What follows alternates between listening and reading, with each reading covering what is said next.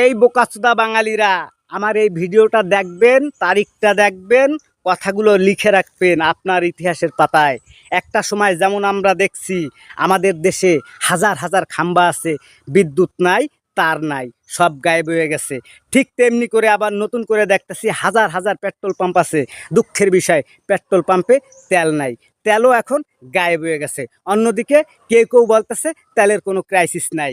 এই ভোদাই সোদা বাঙালি আপনাদেরকে বলতেছি, সামনে দিন আইতেছে, হয়তোবা আপনার হোলের বিসি থাকবে, কিন্তু ওই হোলের বিসির ভিতর থেকে যে দুইটা অন্ধ্রকোষ আছে, এই অন্ধ্রকোষ গায়েব হয়ে যাবে ভাই। আপনার হোলের বিসি কিন্তু আকারে দেখা যাবে, কিন্তু ভিতর থেকে গায়েব হয়ে যাবে আপনার বিসি। ভাই সাবধান, এখনও যদি আপনারা সাবধান না হন, সামনে নিশ্চিত আপনাদের হোলের বিসি গায়েব হয়ে যাবে, আপনারা টের পাবেন না। তাই বলতাছি, এই ভোদাই সুদা বাঙালি সেজে থাকার দরকার নাই। আসুন আমরা প্রতিবাদ করি, প্রতিরোধ করি, অন্যায়ের বিরুদ্ধে কথা বলি, তাহলে আমাদের দেশের শাসন ব্যবস্থা অবশ্যই পরিবর্তন হবে। জনগণের পক্ষে সরকার কথা বলবে।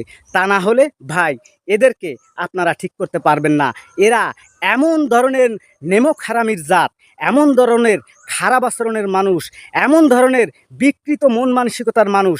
এদেরকে যত মান অপমান করেন, যত জুতা দিয়ে মারেন, ঝাঁটা দিয়ে মারেন, এদের নিম্নতম এদের লজ্জাবোধ হবে না। তাই বলতাছি, আসেন আগে নিজেদের হোল সামলাই। নিজেদের হোল যদি আমরা নিজেরা রক্ষা করতে পারি, নিজেদের বিসি যদি আমরা রক্ষা করতে পারি, তাহলে আমরা এই অবৈধ শয়তানদের হাত থেকে এই দেশকে রক্ষা করতে পারবো, জাতিকে রক্ষা করতে পারবো, আমাদের পরবর্তী প্রজন্মকে রক্ষা করতে পারবো। তাই আসুন সবাই মিলে নিজের হোলের বিসি রক্ষা করার আন্দোলনে নামি। ভালো থাকবেন, আল্লাহ হাফেজ।